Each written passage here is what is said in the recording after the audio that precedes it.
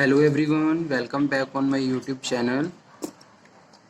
Business communication में आज हम डिस्कस करेंगे 10 गोल्डन रूल्स ऑफ कम्युनिकेशन। जब भी हम कम्युनिकेशन की बात करें तो communication must be based on certain principle, certain rules. तो कौन कौन से ये रूल्स होते हैं ये हम डिस्कशन करेंगे आज के लेक्चर पे।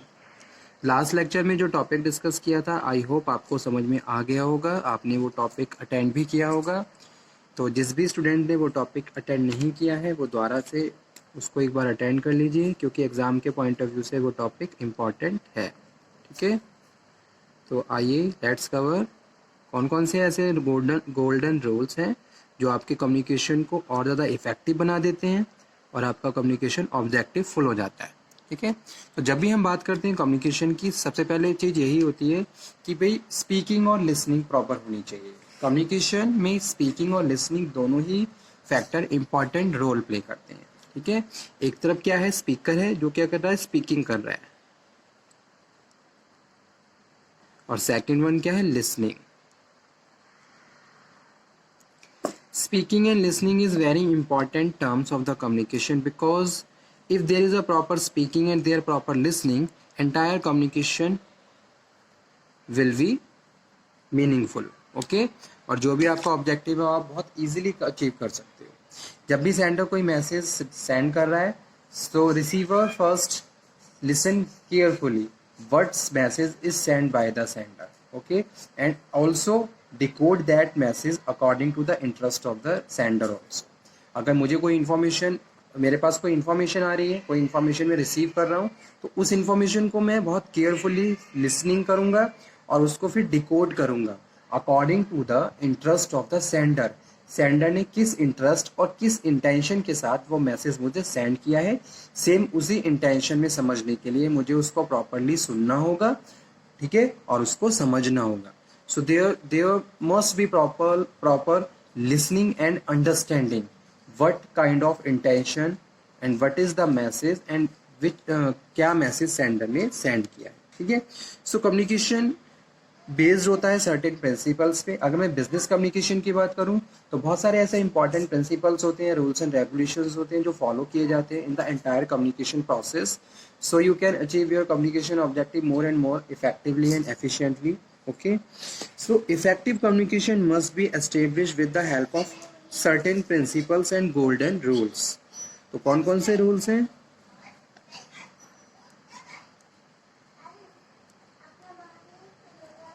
Effective communication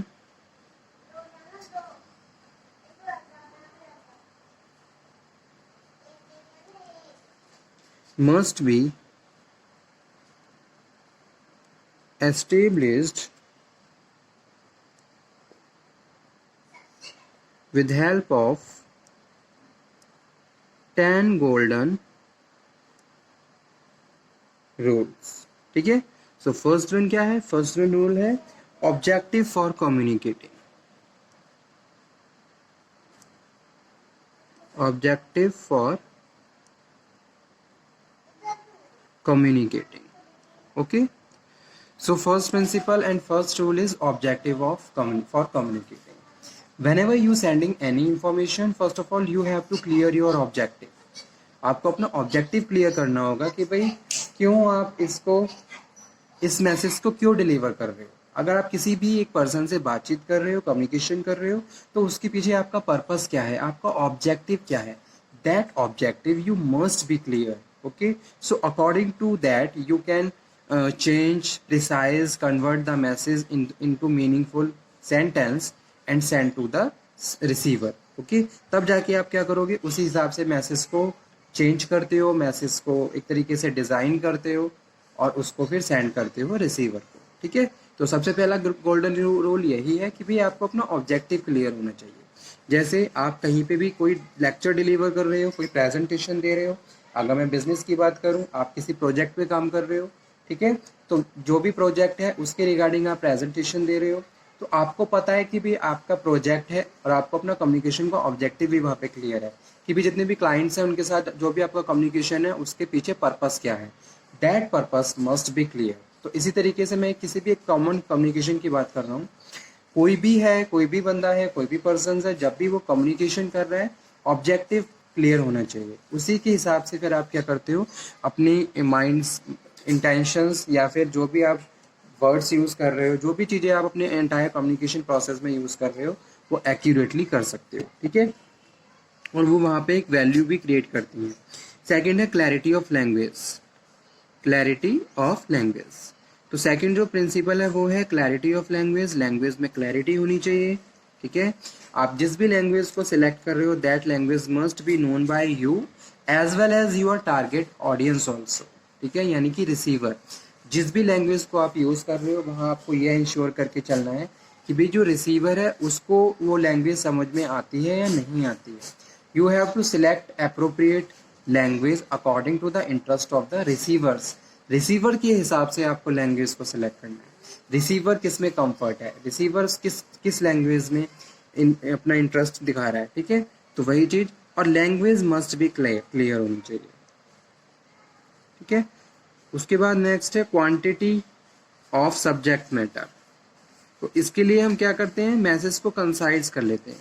कोई भी इंफॉर्मेशन अगर आप कंसाइज तरीके से सेंड कर रहे हो तो उसका एक ग्रेटर इम्पैक्ट होता है रिसीवर्स के माइंड पे। अगर आप वही मैसेज किसी स्टोरी की तरह एक लेंथी कम्युनिकेशन प्रोसेस में डिलीवर कर रहे हो तो रिसीवर कभी भी उसको समझ नहीं पाएगा कि आपने क्या मैसेज किस इंटेंशन से सेंड किया है, ठीक है।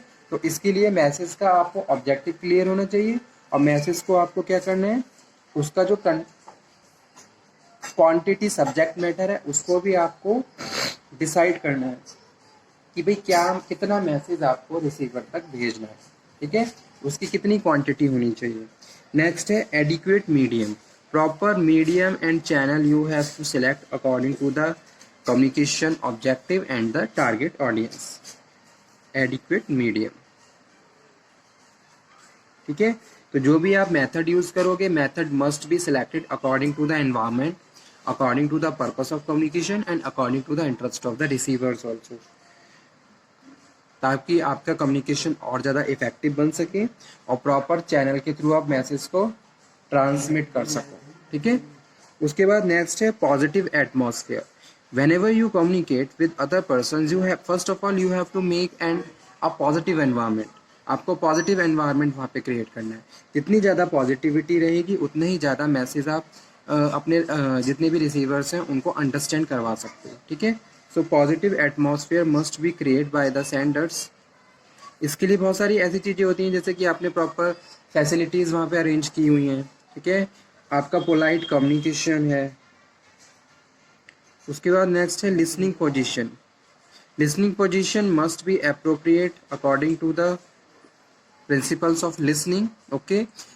जितना ज़्यादा लिसनिंग पोजीशन में रहेंगे, जैसे कि रिसीवर्स हैं, receivers showing the interest to the speakers, तो इन स्पीकर्स क्या होता है इस तरीके से और ज़्यादा मोटिवेट होता है, वो और ज़्यादा इफेक्टिवली कम्युनिकेट करेगा। और जितनी ज़्यादा आपकी लिसनिंग पोजीशन प्रॉपर रहेगी उतना ही ज़्यादा प्रॉपर कम्युनिकेशन एनवायरनमेंट वहाँ पे क्रिएट होगा, ठीक है। तो ये भी इंपॉर्टेंट है। उसके बाद नेक्स्ट है avoid unintentional communication. Unintentional communication को अवॉइड करिए, ओके। नेक्स्ट है act as per the communication. जो भी कम्युनिकेशन आप डिलीवर कर रहे हो उसके हिसाब से आपके बॉडी मूवमेंट्स भी होने चाहिए। इससे आपका कम्युनिकेशन और ज़्यादा इफेक्टिव बन जाता है और रिसीवर्स का की अटेंशन और इंटरेस्ट और ज़्यादा डेवलप हो जाता है, ठीक है। टू वे कम्युनिकेशन होना चाहिए। ऐसा नहीं है कि एक ही बंदा कम्युनिकेशन करे जा रहा है बाकी सब बस बैठे हुए हैं।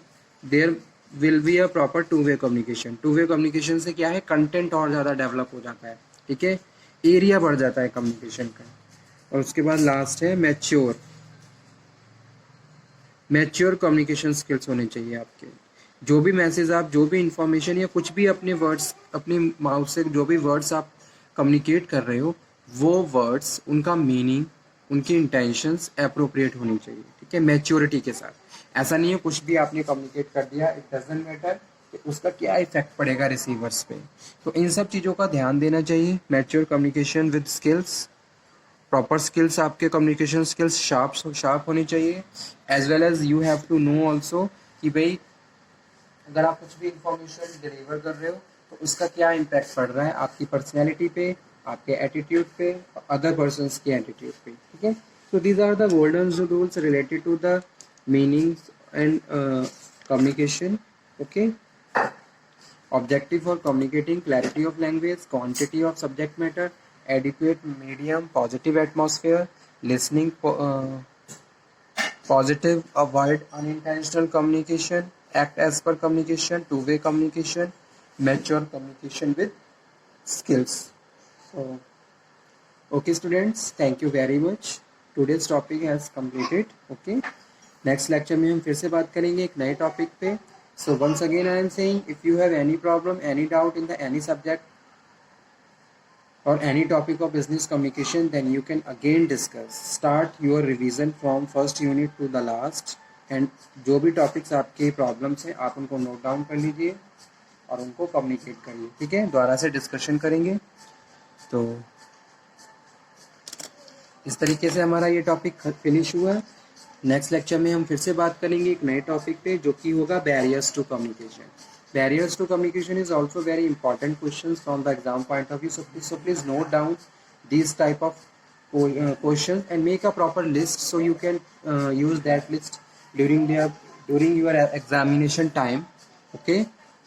तो तब तक आप ये पढ़िए, इस टॉपिक को अटेंड करिए। नेक्स्ट लेक्चर में फिर से हम बात करेंगे एक नए टॉपिक पे, barriers or 7 C's of communication, okay। so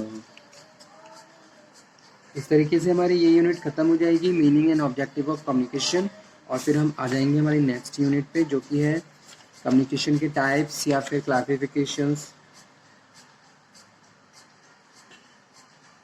okay.